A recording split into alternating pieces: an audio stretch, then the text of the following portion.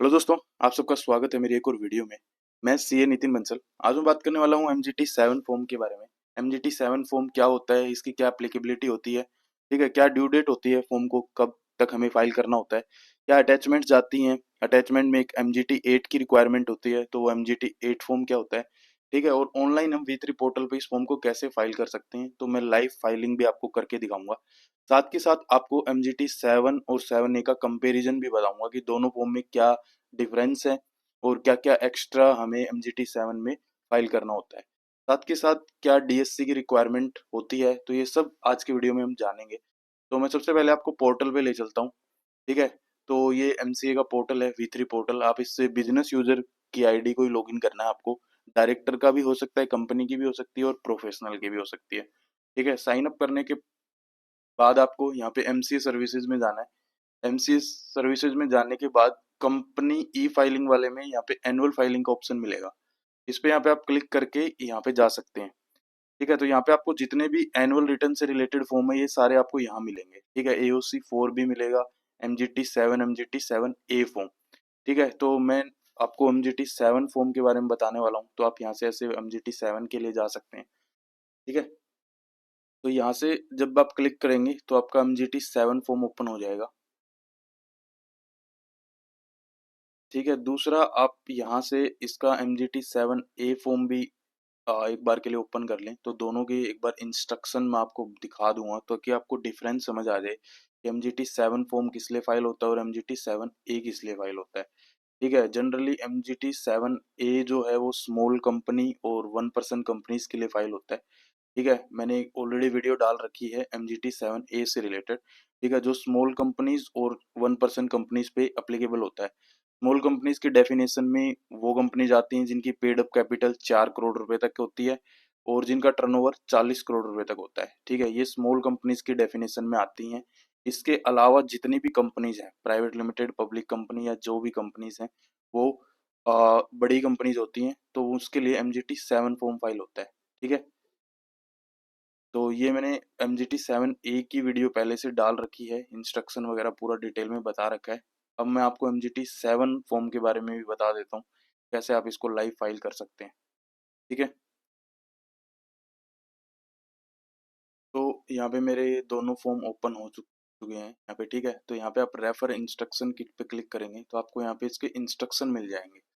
Instruction में आपको सारा कुछ दिया होता है कि कैसे इस फॉर्म को आपको फाइल करना होता है, ठीक है, स्टेप बाय स्टेप बताया होता है। बट फिर भी हम डिटेल में बताएंगे, ये समझ नहीं आता कई बार। तो यहाँ पे आप देख सकते हैं पर्पस बता रखा है इसको। Every company other than OPC and small companies is required to prepare an annual return containing the particular as they should on the close of the financial year in web form MGT 7, ठीक है। तो ये इस तरीके से होता है, ठीक है। यहाँ पे ये स्टेप बताए हुए होते हैं, ठीक है। एक बार एमजीटी 7A के इंस्ट्रक्शन दिखा दूंगा, उसमें डिटेल में बता रखा है इस फॉर्म के बारे में, ठीक है। तो यहाँ पे आप देख सकते हैं ये सारे जो फॉर्म के अंदर जितने भी कॉलम्स होते हैं, टैब होती है, रो होती है, उनके सब के बारे में यहाँ बता रखा है कैसे क्या उनमें डिटेल्स फिल होती हैं, ठीक है। तो आप यहाँ से भी इसको रीड कर सकते हैं, ठीक है। लास्ट में बटन दिए होते हैं, ठीक है, अटैचमेंट वगैरह के लिए, ठीक है। यहाँ लास्ट में इसकी फीस दी हुई होती है, ये ड्यू डेट वगैरह है, फीस के बारे में है, जो आपकी शेयर कैपिटल होती है, ऑथराइज शेयर कैपिटल, उसके बेसिस पे इसकी फीस लगती है। साथ के साथ लेट फीस भी है, 100 रुपये पर डे की लेट फीस लगती है इसकी, प्लस ये वाली फीस भी लगती है up to 30 days 2 times of filing fees, ठीक है। तो ये सारे लिंक वगैरह दे रखे हैं। ये प्रिंसिपल बिजनेस एक्टिविटी कोड है जो मैं आपको फॉर्म में दिखाऊंगा कहाँ यूज होते हैं, ठीक है। तो ये सेम एमजीटी 7A फॉर्म है, तो इसकी भी हम इंस्ट्रक्शन किट एक बार आपको दिखा देता हूँ, ठीक है। तो यहाँ पे इसका पर्पज लिखा हुआ है, अवरी OPC and small companies wherever applicable regarding.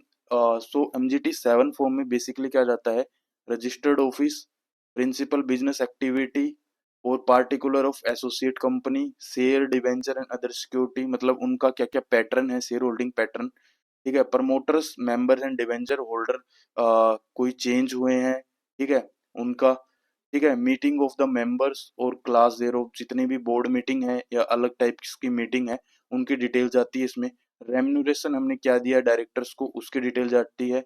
कोई भी कंपनी के ऊपर पेनल्टी है, ठीक है, या उनके डायरेक्टर ऑफिसर तो उसकी डिटेल भी MGT 7 फॉर्म में जाती है, 7 और 7A।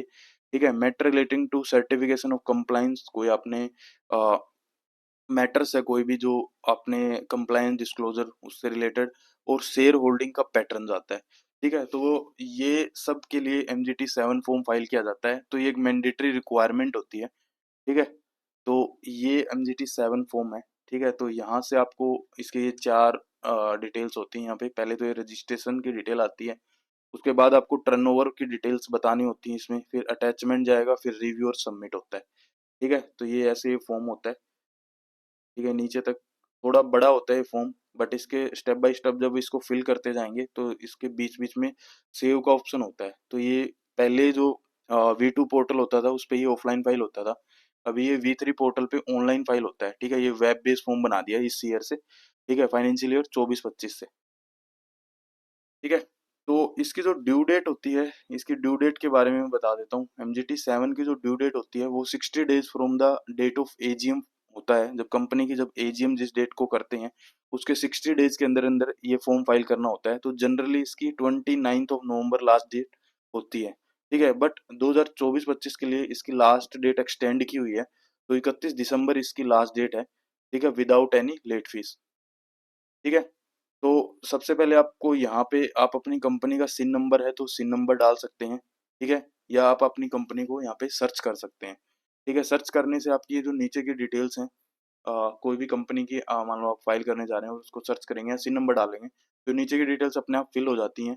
ठीक है। प्री फिल्ड हो जाएंगी, उसमें आपको कुछ कुछ चीज़ें चेंज करनी होंगी, जैसे फोटोग्राफ या कुछ चीज़ें फिल करनी पड़ेंगी। ठीक है। तो मैं आपको ऐसे ही रैंडम कोई भी कंपनी आपको एक बार डाल के दिखाता हूँ जो बड़ी कंपनीज में आती हो, जिसकी शेयर कैपिटल 4 करोड़ 4 करोड़ से ज्यादा हो, टर्नओवर 40 करोड़ से ज्यादा हो। ठीक है। तो जैसे एक बार के लिए मैंने ऐसे ही जोमेटो को सर्च किया है। ठीक है। तो कंपनी आ रही है सर्च में, तो मे बी इन्होंने अपना फाइल कर दिया है, कोई और देखते हैं। ठीक है।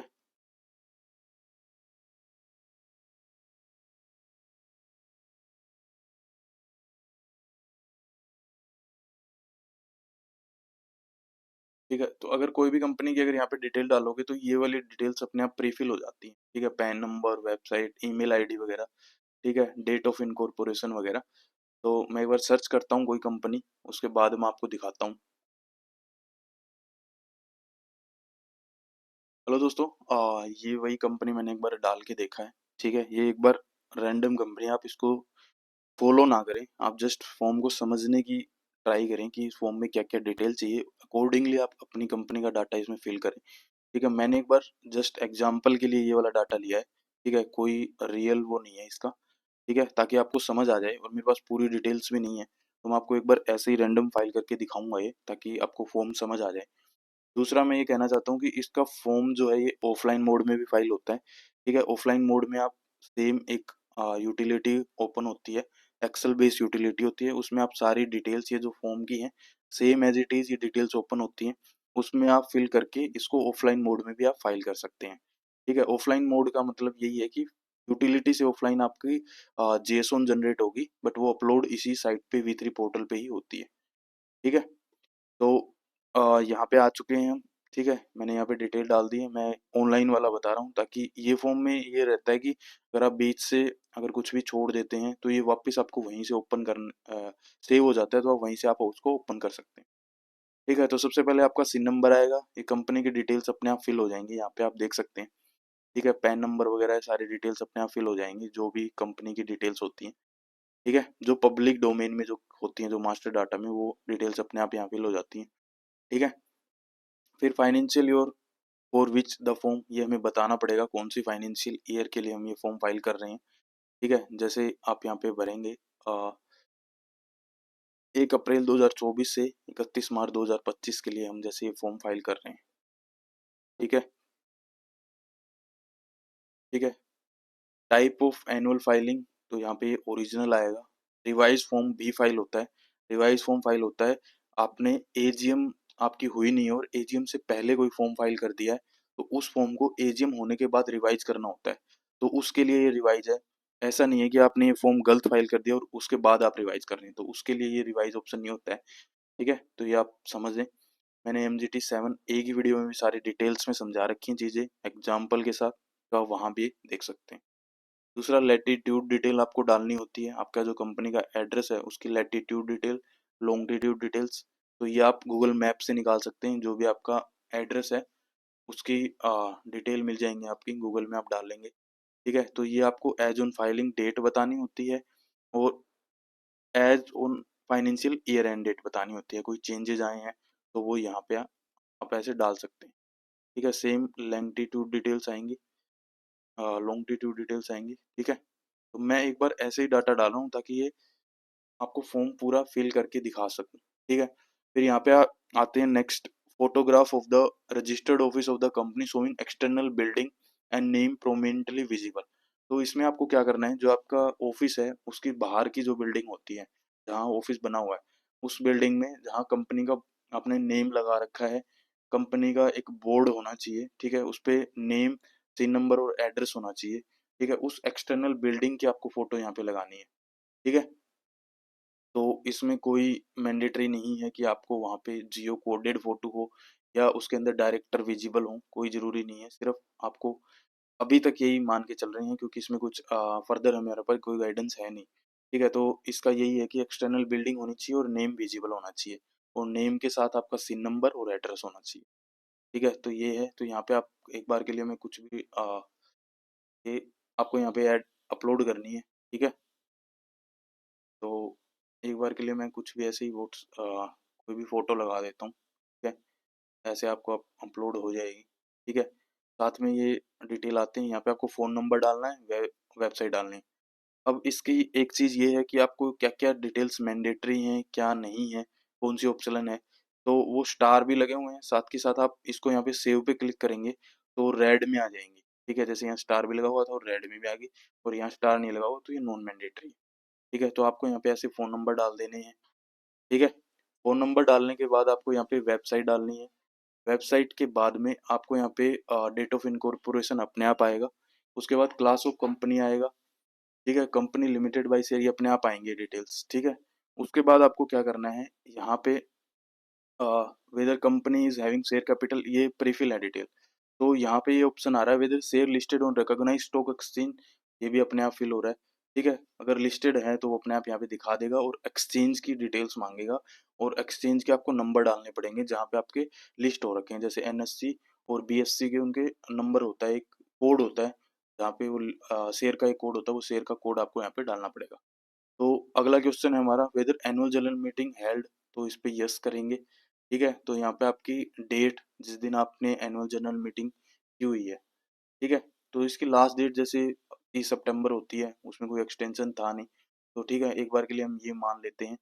ठीक है, और अगर हो रखी होगी तो ये आपकी प्रीफिल भी हो जाती है डिटेल। उसके बाद आपको ड्यू डेट डालनी होती है। ठीक है, तो यहाँ पे आपकी ड्यू डेट आएगी। फिर एनी एक्सटेंशन आपने लिया है तो यस और नो करके उसकी डिटेल्स आएंगी। ठीक है, तो हम एक बार के लिए नो कर देते हैं। उसके बाद आपको सेव करेंगे तो ऐसे ये फॉर्म सेव हो जाता है। ठीक है, फॉर्म सेव होने के बाद आपका नेक्स्ट ओपन हो जाएगा यहाँ पे, जैसे principal business activity of the business of the company. ठीक है, तो यहाँ पे आपकी कितनी नंबर ऑफ बिजनेस एक्टिविटी है वो आपको डालना पड़ता है। जैसे 2 डालेंगे तो ये नीचे 2 सेलेक्ट हो जाएगा, या जितने भी डालेंगे उतने यहाँ पे सेलेक्ट हो जाएगा। और आपको ये जो लास्ट में जो इंस्ट्रक्शन किट में जो दे रखी थी प्रिंसिपल बिजनेस एक्टिविटी, तो वही यहाँ से आप कोड देख सकते हैं, आपका मेन ग्रुप एक्टिविटी कोड, जिसमें भी आपका फॉल कर रहा है, आप मैन्युफैक्चरर हैं, सर्विस प्रोवाइडर हैं, या जिसमें भी आपका आ रहा है अदर्स का है, तो वो भी आप यहाँ से सेलेक्ट कर सकते हैं। ठीक है, तो यहाँ पे जैसे के सेलेक्ट किया, फाइनेंशियल। ठीक है, तो ये नंबर वगैरह ऐसे ही अपने आप आ जाएगा। उसका टर्नओवर बताना पड़ेगा कितने परसेंटेज है। 2 करेंगे तो उसमें नंबर ऑफ एक्टिविटी 2 करेंगे तो कितने कितने परसेंटेज उसमें टर्नओवर है, तो ये आपको निकालना पड़ेगा कि कितना टर्नओवर स्पेसिफिक एक्टिविटी से है। ठीक है, फिर है particulars of holding subsidiary and associate company. तो आपकी कोई भी होल्डिंग कंपनी है, सब्सिडरी कंपनी है, या कोई भी एसोसिएट कंपनी है इंक्लूडिंग जॉइंट वेंचर, तो उनकी डिटेल्स आपको यहाँ देनी होती है। ये एक एक्सेल की टेम्पलेट है। ठीक है, इस एक्सेल टेम्पलेट में आपको यहाँ से डाउनलोड करना पड़ेगा। ठीक है, इसमें आपको डिटेल डालनी पड़ेंगी, आपकी कोई भी होल्डिंग है, सब्सिडरी या एसोसिएट कंपनी है, और उसको वापस से यहीं पे आपको अपलोड करना है। ठीक है, तो अ,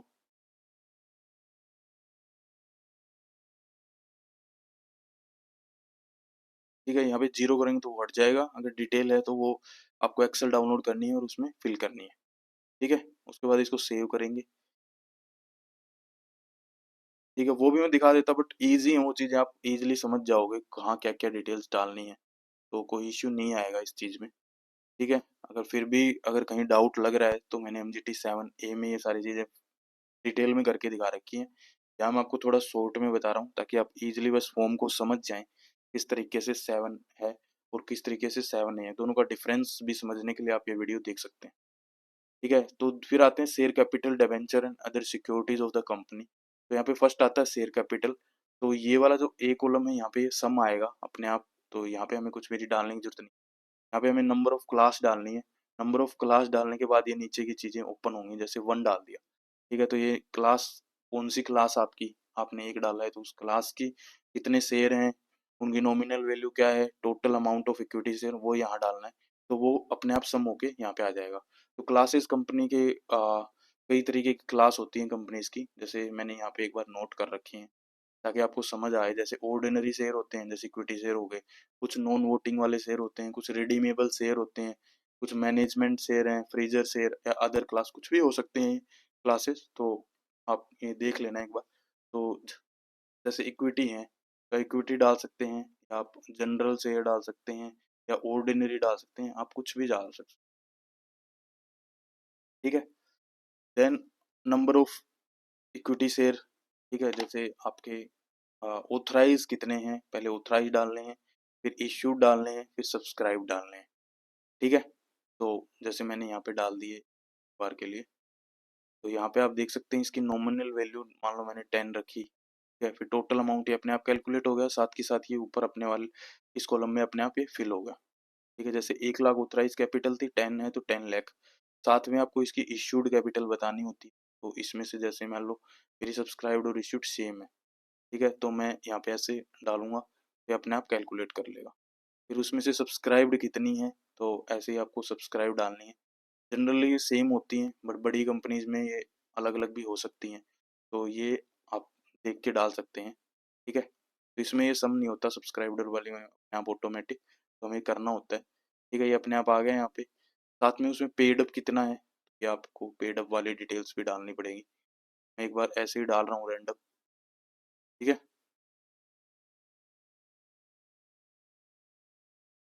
तो इसको अब आपको मान लो डिलीट करना है, कुछ गलत हो गया तो यहाँ से सिलेक्ट करके आप ये डिलीट का बटन है, यहाँ से आप डिलीट भी कर सकते हैं, या एक साथ ये कॉलम डिलीट हो जाएगा। सेम आपको प्रेफरेंस शेयर का करना है। प्रेफरेंस शेयर का यहाँ पे सम की डिटेल अपने आप फिल हो जाएंगी जब आप नंबर ऑफ क्लासेस यहाँ पे ऐड करेंगे। तो मैं 0 करता हूँ, तो यहाँ पे कुछ भी नहीं करना आपको। ठीक है, सेम ऐसे ही अनक्लासिफाइड शेयर कैपिटल। फिर जो अगर कोई भी आपकी अनक्लासिफाइड शेयर कैपिटल है ऑथराइज, तो वो यहाँ पे आ जाएगी। ठीक है, फिर breakup of paid up share capital, जो हमने यहाँ पे पेड अप शेयर कैपिटल डाल ली है, तो उसका यहाँ पे हमें ब्रेकअप डालना है डी वाले में से। उसमें से कितने शेयर हमारे फिजिकल फॉर्म में है, कितने हमारे डीमेट में है, उनका टोटल, उसकी टोटल की नॉमिनल वैल्यू क्या है, और उसका पेड अप अमाउंट क्या है। ठीक है, नॉमिनल वैल्यू टोटल अमाउंट बताना है, फिर उसका पेड अप अमाउंट बताना है, और वो प्रीमियम पे है तो वो अपने आप यहाँ पे डिफरेंस आ जाएगा। ठीक है, फिर कोई इंक्रीज हुआ है ड्यूरिंग द ईयर, हमने कोई भी एडिशनल किया है शेयर कैपिटल का, तो उसकी डिटेल यहाँ पे आ जाएगी। ठीक है, तो एडिशनल वाले की यहाँ पे नीचे डिटेल डालेंगे तो ये अपने आप इन कॉलम में फिल हो जाएगी। ठीक है, तो सेम फॉर्मूला, आप नीचे जाके इसको मैंडेटरी और वो डिटेल्स अगर आपको पता करनी है, तो आप इसके नीचे आपको सेव का ऑप्शन मिलेगा, इस पर क्लिक करेंगे तो यहाँ पे ये मैंडेटरी डिटेल्स आपको फिल करनी पड़ेंगी। ठीक है, जैसे यहाँ पे बिगिनिंग में मान लो मेरी share capital, number of share बताने हैं, 1 लाख शेयर थे। ठीक है, और डीमेट में मेरे 0 हैं। ठीक है, तो टोटल नॉमिनल अमाउंट मान लो 1 लाख इंटू 10 मेरा। ठीक है, और टोटल पेड अप मेरा 10 लाख है।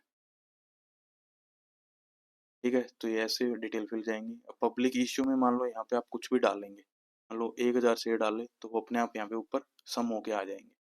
ठीक है, तो यहाँ पे अगर 0 डालेंगे तो आप मान लो अगर आपकी कंपनी में कोई डिटेल नहीं है तो आप यहाँ पे इसमें 0 डाल सकते हैं, ठीक है। ऐसे ही बोनस इश्यू, राइट इश्यू, ये सारी डिटेल्स आपको यहाँ पे डालनी है, ठीक है। कोई प्राइवेट प्लेसमेंट से आपने शेयर इशू किए हैं, ईसॉप दिया है आपने, या स्वीट इक्विटी शेयर किए हैं, तो ये सभी शेयर्स की यहाँ पे आपको डिटेल डालनी है। उसके बाद ही आप कंटिन्यू कर पाएंगे। सेम आपको डिक्रीज हुआ है कोई भी, ठीक है, तो ये अपने आप यहाँ पे eight the end of the year यहाँ पे आ जाएगा, ठीक है। तो ये इक्विटी का था, सेम प्रेफरेंस का था, ठीक है, सेम इंक्रीज डिक्रीज, ठीक है। ये ISIN of the equity share of the company, listed company में ISIN नंबर होते हैं, ठीक है, तो वो यहाँ पे डालना होता है। फिर कोई डिटेल ऑफ स्टॉक स्प्लिट हुआ है, consolidation during the year for each class of share, तो कुछ हुआ है, तो बिफोर स्प्लिट कितने थे, ठीक है, आफ्टर स्प्लिट क्या हुआ है, या बिफोर कंसोलिडेशन क्या थे, और आफ्टर कंसोलिडेशन कितने, तो वो डिटेल्स आपको यहाँ पे डालनी पड़ती है। यहाँ पे क्लास डालनी पड़ती है, कौन से क्लास की आपने स्प्लिट या कंसोलिडेशन किया है, ठीक है। अगर आप इसको 0 करेंगे तो वो डिटेल हट जाती है। फिर आता है ये details of share debenture transfer since closure date of last financial year.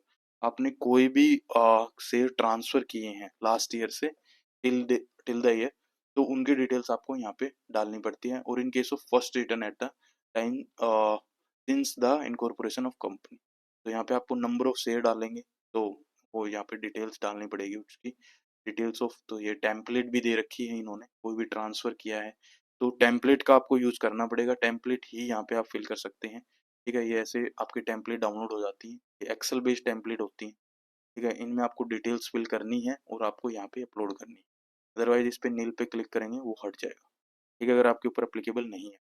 तो अभी तक आपको समझ आ गया होगा, बेसिक डिटेल्स हैं शेयर कैपिटल के बारे में, ठीक है। शेयर्स कितने इशू हुए हैं, कितने इंक्रीज हुए हैं, कोई एक्स्ट्रा एडिशनल है, स्प्लिट हुआ है, कंसोलिडेशन हुए हैं, ये सब डिटेल को फिल करनी होती है, ठीक है। उसके बाद आते हैं debentures.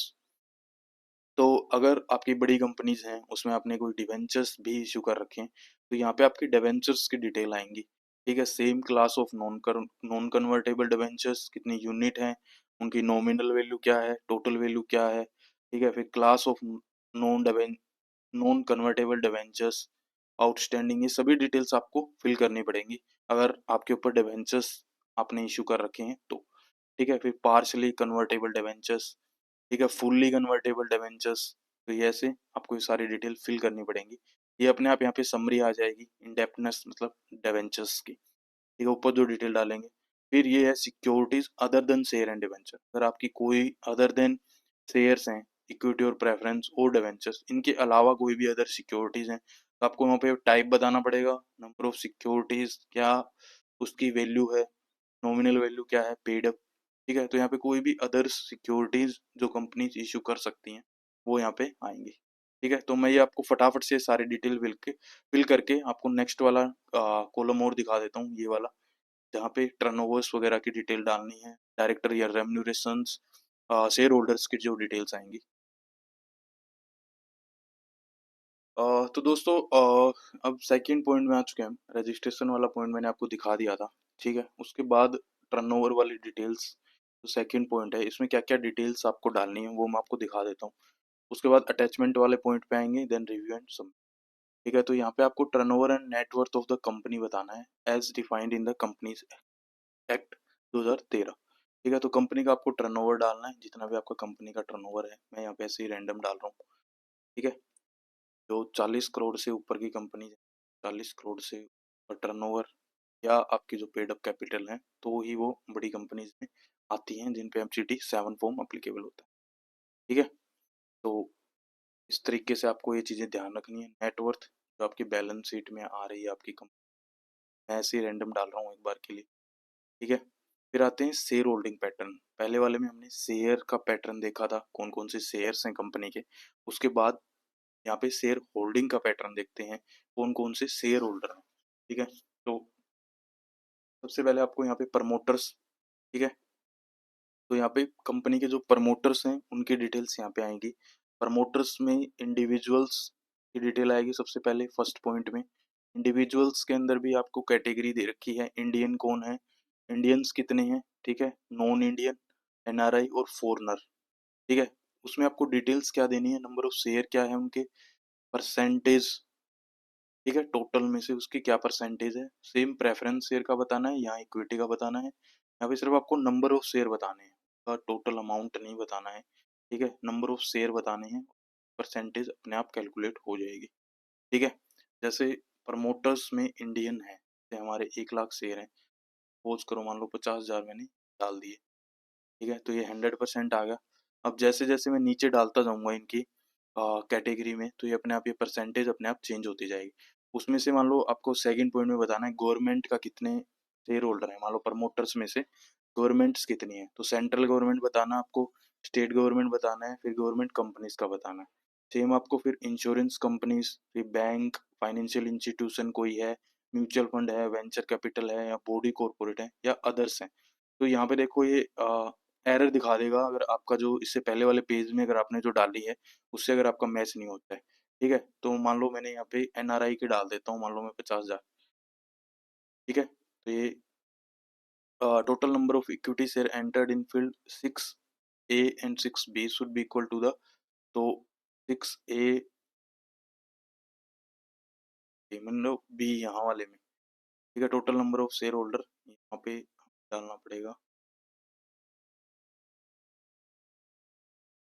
Case of private company number of share holder x, okay okay okay. यहाँ पे अभी number of total number of share holder बताने हैं, कितने शेयर होल्डर, ठीक है भाई? आपकी कंपनी में 3 डायरेक्टर हैं और उसके अलावा कितने शेयर होल्डर हैं, 10 शेयर होल्डर हैं, 15 शेयर होल्डर हैं, मैक्सिमम 200 हो सकते हैं, तो अभी total number of share holder यहाँ पे बता, ठीक है? मान लो 5 बता दिए, या 3 डायरेक्टर हैं 3 बता दिए, ठीक है? या इससे ज़्यादा भी हैं तो उस तरीके से आपको बताने हैं। यहाँ पे इसको एक बार के लिए बता दूँ, ये नंबर कर दूँ, कोई नहीं, वो एरर उसको देखते हैं अभी, ठीक है? सेम आपको फिर पब्लिक अदर देन प्रमोटर, या तो आपको जो प्रमोटर्स थे वो उनकी डिटेल डालनी थी, देन यहाँ पे डालनी है पब्लिक की डिटेल डालनी है, अपने पब्लिक में कितने इश्यू कर रखे हैं, अदर देन प्रमोटर मीन्स, ठीक है? उसमें इंडिविजुअल कितने हैं, ठीक है? गवर्नमेंट का क्या शेयर है, इंश्योरेंस कंपनी, बैंक, ये सब डिटेल्स आप यहाँ पे डाल सकते हैं, सेम इक्विटी और प्रेफरेंस शेयर की, ठीक है? और नहीं है तो आप इसको जीरो कर सकते हैं, ठीक है? अब मान लो मैंने यहाँ पे डिटेल्स वही सेम तरीका, आपको मैंडेटरी और उसका नहीं पता लग रहा हो, ठीक है? यहाँ पे जीरो करेंगे, ठीक है? Total number of share holder आ गए, यहाँ पे है सेव का बटन, यहाँ पे दे रखा है इनको, हाफ हाफ में दिया हुआ होता है, ठीक है? तो यहाँ पे इनको सारी डिटेल फिल करनी पड़ेंगी, देन ये एरर अपने आप रिमूव हो जाएगा, ठीक है? तो एक बार आगे चलते हैं, वो मैं डिटेल में अपने आप फिल करके फिर आपको नेक्स्ट दिखा दूंगा। मैं जस्ट टाइम वेस्ट नहीं करना चाह रहा यहाँ पे, बाकी आपको बस फॉर्म समझ आ जाए कहाँ क्या क्या डिटेल्स हैं, बाकी आप अपने हिसाब से। और दूसरा ये है कि आप ये प्रोफेशनल की हेल्प से ही फाइल करें, आप इसको खुद से ट्राई ना करें अगर आप प्रोफेशनल नहीं है तो, क्योंकि इनकी हैवी पेनल्टी होती है अगर आपने कोई भी ऐसी मिस्टेक कर दी है जो आपके उसमें नहीं है, ठीक है? मान लो कोई भी आपका एनुअल फॉर्म जो भी है AOC 4 या फिर MGT 7, इनमें अगर कोई भी मिस्टेक होती है, मिस्टेक में अगर कोई भी अगर आपने मिसमैच आ जाता है तो इसकी प्रोसीडिंग्स होती हैं और फिर पेनल्टी लग सकती है, ठीक है? तो इस फॉर्म को थोड़ा ध्यान से फाइल करना होता है, ठीक है? तो यहाँ पे आपको breakup of total number of share holder बताना है, ठीक है? कि आपके जो टोटल शेयर होल्डर हैं, प्रमोटर्स और अदर देन प्रमोटर्स, ठीक है? उसमें इंडिविजुअल फीमेल कितनी है, उसकी डिटेल्स आपको यहाँ पे देनी है, ठीक है? जैसे मैंने total number of share holder 3 डाले हैं, तो उसमें से 1 फीमेल है, 2 मेल हैं, तो इस तरीके से आपको यहाँ पे डिटेल देनी पड़ती है, ठीक है?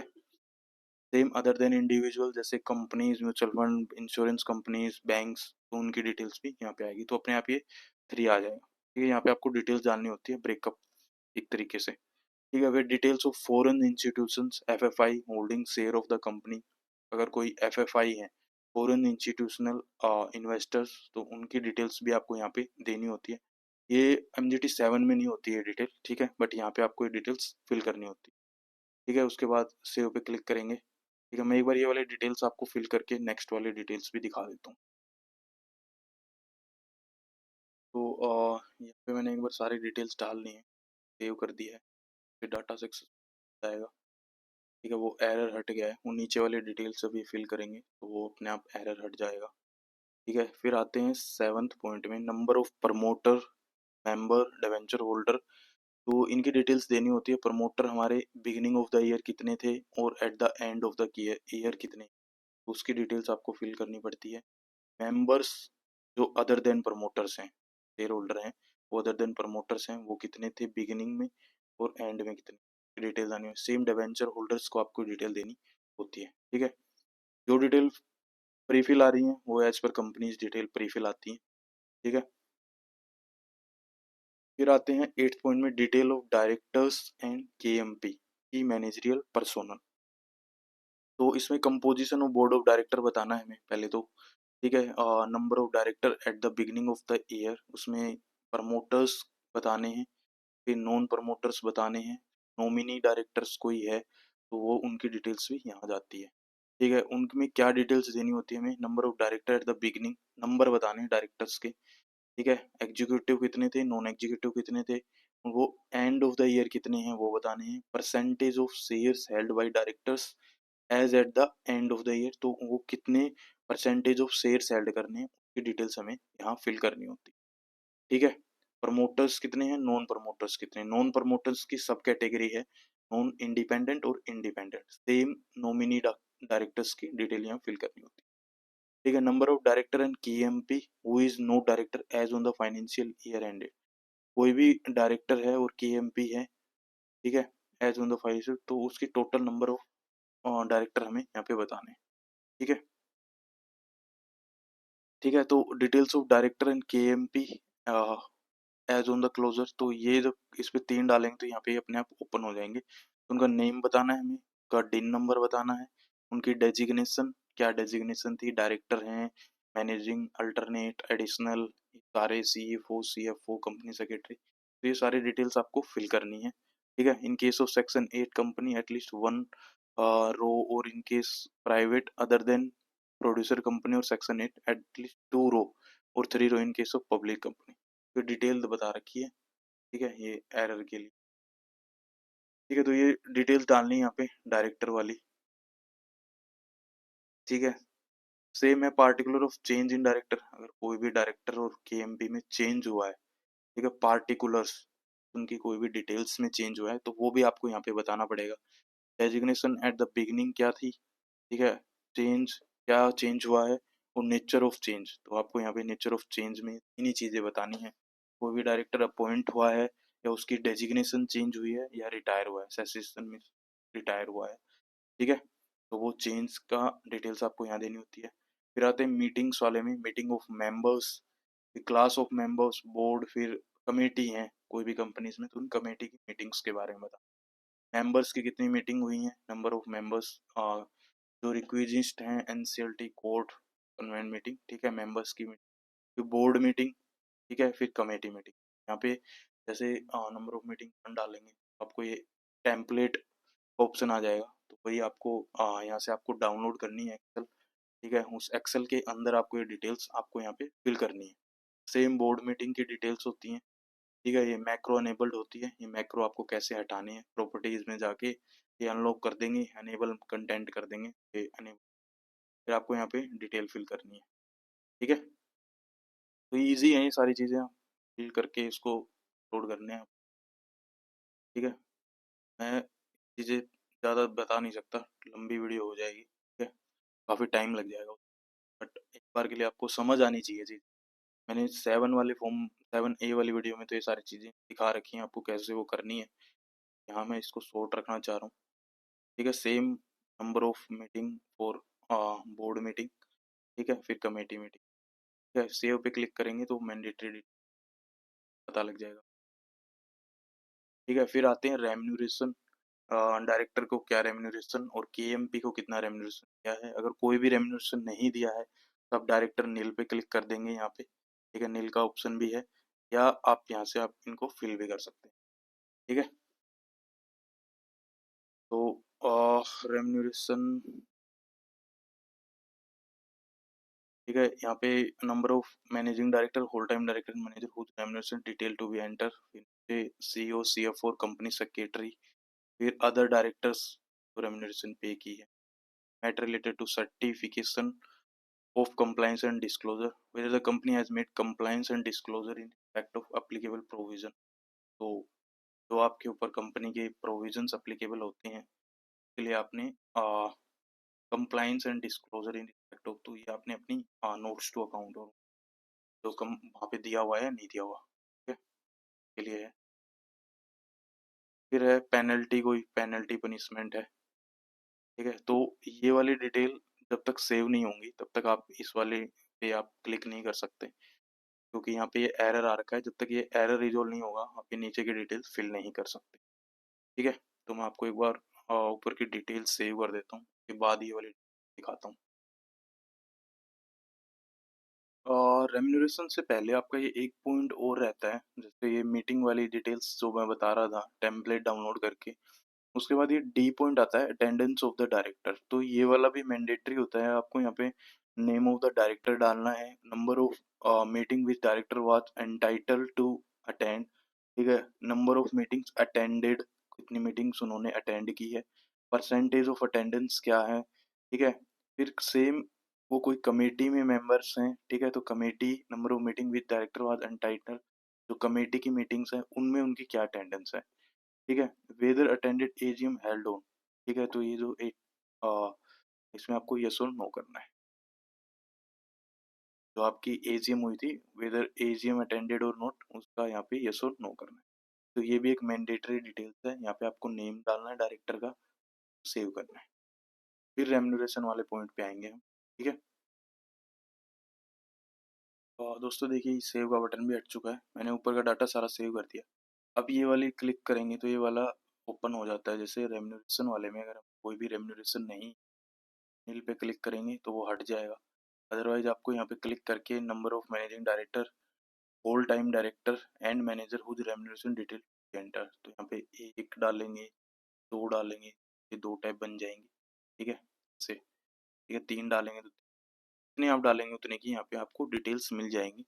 उसमें आपको क्या डालना है, नेम आएगा, फिर डेजिग्नेशन आएगी, मैनेजिंग डायरेक्टर है या होल टाइम है या मैनेजर है, ठीक है, उनकी ग्रोस सैलरी क्या है, कमीशंस है कोई भी, स्टॉक या ऑप्शंस, स्टॉक ऑप्शंस या स्वीट इक्विटी शेयर दे रखे हैं या अदर्स, तो उनका टोटल अमाउंट यहाँ पे आएगा, ठीक है। फिर अगेन से वही आपका जो अदर है उनकी डिटेल्स आएगी।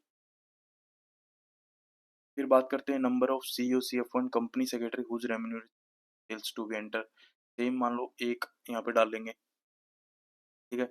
तो यहाँ पे नेम आएगा, फिर डेजिग्नेशन आएगी, क्या है, कंपनी सेक्रेटरी है या क्या है, वही सेम डिटेल्स जो ऊपर डाली है। फिर नंबर ऑफ अदर डायरेक्टर्स की भी सेम डिटेल्स आएंगी, ठीक है। या आप इसको डायरेक्ट यहाँ से नील कर सकते हैं अगर आपने कोई भी रेम्यूनरेशन नहीं पे की है, ठीक है। फिर आता है मैटर्स रिलेटेड टू सर्टिफिकेशन वाला डिटेल्स, कोई भी अगर आपने मैटर्स हैं जो सर्टिफाई किया है, ठीक है, कंप्लाइंस एंड डिस्क्लोजर, तो whether the company has made compliant disclosure in respect of applicable provision of the company's 10 years, ठीक है। नो करेंगे आप तो आपको रीजन देना पड़ेगा अपनी क्यों उस चीज को कंप्लाई नहीं, ठीक है। फिर कोई भी पेनल्टी या पनिशमेंट है में भी आपको यहाँ पे नील का ऑप्शन मिलेगा, डायरेक्ट आप नील कर सकते हैं, या आपके पास है कोई डिटेल्स पेनल्टी या पनिशमेंट से रिलेटेड, या कंपनी के ऊपर वो भी हो सकता है या डायरेक्टर के भी ऊपर हो सकता है, तो यहाँ पे नेम डालेंगे, डायरेक्टर, ऑफिसर, कौन सा कोर्ट है, डेट ऑफ ऑर्डर, ठीक है, सेम कंपाउंड करवाया आपने कोई भी ऑफेंस तो उसकी डिटेल्स यहाँ पे, ठीक है। फिर details of share holder debenture holder, number of share holder debenture holder, आपके कितने नंबर ऑफ शेयर होल्डर हैं या डिवेंचर होल्डर हैं, उनकी डिटेल आपको यहाँ पे डालनी होती है, डिटेल्स ऑफ शेयर होल्डर, ठीक है। यहाँ पे नंबर ही पूछा हुआ है इसने, number of share holder debenture, तो सेव कर देंगे, ठीक है, डाटा सेव्ड हो जाएगा सक्सेसफुली, ठीक है। फिर इसको नेक्स्ट करेंगे, ठीक है। ये आता है आपका जो थर्ड पॉइंट है अटैचमेंट एंड डिक्लेरेशन वाला, उसके बाद सिर्फ रिव्यू करना होता है और सबमिट करना होता है, यहाँ तक ही होता है फॉर्म। थर्ड पॉइंट तक, फोर्थ वाले में सिर्फ रिव्यू, मतलब पूरा का पूरा फॉर्म आपको वन वे मिलता है, उसको देख के आप सबमिट कर, ठीक है। यहाँ पे आपको list of share holder debenture holder वही टेम्पलेट मिलेगी, ठीक है। और जैसे टेम्पलेट डाउनलोड करेंगे आपके जो भी शेयर होल्डर डिवेंचर होल्डर हैं उनकी डिटेल्स आपको जाएंगी। मैक्सिमम आप 15 फाइल्स 20 MB ईच तक की यहाँ पे अपलोड कर सकते हैं। दूसरा है ये ऑप्शनल अटैचमेंट इफ एनी, ठीक है। फिर आते हैं compliance of subsection 2 of section 19 case of listed company, तो ये लिस्टेड कंपनी, ठीक है, कंप्लाइंस फिर to be digitally sign by, यहाँ पे नेम आ जाएगा या डेट, एसोसिएट और सर्टिफिकेट ऑफ प्रैक्टिस। ठीक है, तो ये जो डिटेल्स होती हैं यहाँ पे, the return state the fact as the student the date of close the financial year. देखो यहाँ company of subsection two of listed company. In case of a listed company or a company having paid up share capital of 10 crore रुपए और more। ये जो मैं MGT 9 की जो बात कर रहा था, एनुअल रिटर्न MGT, तो MGT 8 जो मैंने स्टार्टिंग में आपको बताया था यहाँ पे कि MGT 8 फॉर्म जो अटैचमेंट, तो ये पहले पहले ये फॉर्म एज ए अटैचमेंट जाता था। ठीक है, अब ये फॉर्म इसी के अंदर इनबिल्ड कर दिया गया है यहाँ पे। ठीक है, इस फॉर्म को मैं आपको फॉर्म और दिखा देता हूँ, फॉर्म भी ओपन किया हुआ है। देखो ये है सर्टिफिकेशन बाय ए कंपनी सेक्रेटरी, तो इसको हम ऐसे बनाते थे, इसको वर्ड फाइल में डिटेल्स वगैरह फिल करते थे, उसके बाद यहाँ पे नीचे साइन होते थे कंपनी सेक्रेटरीज के, और इसको हम एज ए अटैचमेंट फाइल करते थे। अब ये जितनी भी डिटेल्स हैं, ये की सारी डिटेल्स यहाँ पे इन्होंने इनबिल्ड कर दी हैं इसी फॉर्म के अंदर। आप देख सकते हैं यहाँ पे, in case of a listed company और a company having paid up share capital of 10 crore rupee और मोर और टर्नओवर ऑफ 50 करोड़ रुपी और मोर। ठीक है, कंपनी सेक्रेटरीज की डिटेल एप्लीकेबल हो जाए। ठीक है, तो इसमें ये अपने आप मैंडेटरी कॉलम दिखा देगा, लाइक हम तो सेव करेंगे तो यहाँ पे अटैचमेंट डालनी है, टेम्पलेट डाउनलोड करके आपको यहाँ पे अटैच करनी है डिटेल्स, देन नेम आएगा यहाँ पे, या फिर डेट, या उसका प्ले, एसोसिएट है, hello ma'am, certificate of practice ma'am. ठीक है, तो ये हमारे वाले में इसलिए एप्लीकेबल होगा क्योंकि जो हमारा टर्नओवर था वो हमने ज़्यादा का डाल रखा है। अगर यहाँ पे टर्नओवर कम डालेंगे हम, तो ये अपने आप डिसेबल हो जाएगा। ठीक है, इसकी रिक्वायरमेंट नहीं आएगी। ठीक है, तो मैंने बट आपको दिखाने के लिए इसको एनेबल कर दिया है। ठीक है, यहाँ पे जो कंपनी सेक्रेटरी है उसके प्रैक्टिस नंबर आएंगे। ठीक है, फिर आते हैं declaration under rule 9(4) of the companies management and, यहाँ पे DIN PAN membership number of designated person. ठीक है, the name of the designated, declaration जो 9(4) में जाती है। फिर I am authorised by the board of director of the company by resolution number, director का आएगा। ठीक है, same to digital designation director है। ठीक है, उसका डिन नंबर, जैसे आप उसका डिन नंबर। ठीक है, फिर to be digitally sign by, तो ये मान लो का केस है अबाउट रन ओवर का। ठीक है, तो यहाँ पे कंपनी सेक्रेटरी और ये आपको करना पड़ेगा, कंपनी सेक्रेटरी और कंपनी सेक्रेटरी इन प्रैक्टिस दोनों का ऑप्शन होता है यहाँ पे। ठीक है, एसोसिएट है या फेलो मेंबर है, ठीक है, उसके मेंबरशिप नंबर आएंगे और इसको सेव करना।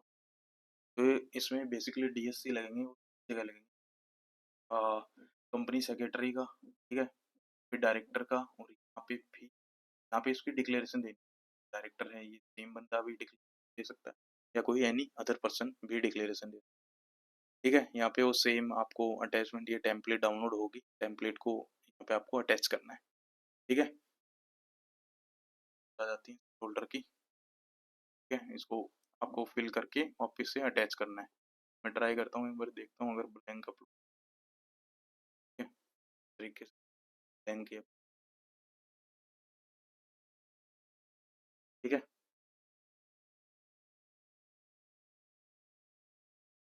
और पे वो डिटेल्स आएंगी अभी बस, क्योंकि रैंडम डालनी है डिटेल्स। उसके बाद ये रिव्यू होता है और सबमिट होता है, इतना ही होता है इस फॉर्म में, और कुछ होता नहीं है। मैंने पूरा फॉर्म आपको बता दिया है, और जो MGT 7A वाला है उसमें मैंने इसको सबमिट करके भी दिखाया है। सबमिट करने के बाद इस कहाँ DSC लगेंगे, कैसे अपलोड करना, वो भी मैंने उसमें दिखा रखा है। तो ये वाली वीडियो को शॉर्ट रखने के लिए मैं थोड़ी चीज़ें आपको लिमिटेड बताई हैं, बट आपको ये फॉर्म ईजिली समझ आ गया होगा। बेसिकली इस फॉर्म को समझने का पर्पस था कि क्या इस फॉर्म के पीछे का है बैकग्राउंड, कैसे एप्लीकेबिलिटी है, ड्यू डेट है, अटैचमेंट की क्या रिक्वायरमेंट है, MGT 8 फॉर्म की क्या होता है। ठीक है, MGT 7 ऑनलाइन कैसे फाइल कर सकते हैं, 7A से कंपेरिजन भी बता दिया मैंने, डिजिटल रिक्वायरमेंट क्या है, डिजिटल सिग्नेचर जो होते हैं उसकी क्या रिक्वायरमेंट है। ठीक है, ये स्मॉल कंपनीज की डेफिनेशन है, शेयर वगैरह। ये फॉर्म 8 की एप्लीकेबिलिटी मैंने यहाँ पे मेंशन भी कर रखी है, 10 करोड़ और 50 करोड़ वाली चीज़। ठीक है, तो आज की वीडियो में इतना ही। अगर कुछ डिटेल इसमें हम हाइड भी करेंगे, ठीक है, ड्यू टू कॉपीराइट वगैरह चीज़ें, ठीक है। इसके बाद भी अगर आपको कुछ भी समझ नहीं आता है, ठीक है, आप सिर्फ कमेंट करें हमें। चैनल सब्सक्राइब करके अगर आप कमेंट करेंगे तो आपका कमेंट हमें हाईलाइट होगा और हम तुरंत उसका रिस्पॉन्स देंगे। अदरवाइज अगर आप वैसे ही कमेंट कर देंगे, वो हमारे पास स्पैम में चला जाता है, वो हमारे पास रिफ्लेक्ट नहीं होता है, ठीक है। कोई भी डाउट है कमेंट करें, चैनल को सब्सक्राइब करें, शेयर करें, लाइक करें, ठीक है। आप दूसरी भी वीडियो देख सकते हैं, ये वाली वीडियो भी देख सकते हैं, जैसे आपको स्पीड इंक्रीज कर सकते हैं। और कोई भी अगर आपको मिस्टेक लग रही है बोलने में, और तो उसके लिए आप मेरे को आप टाइम दे, थोड़ा इम्प्रूवमेंट करेंगे और बढ़िया वीडियो बनाएंगे आपके लिए, ठीक है। और आप कमेंट करके बता सकते हैं कुछ, जो भी आप इम्प्रूवमेंट या कुछ, ठीक है। वो वीडियो में बने रहने के लिए बहुत बहुत धन्यवाद आपका। Thank you. आपका दिन शुभ हो।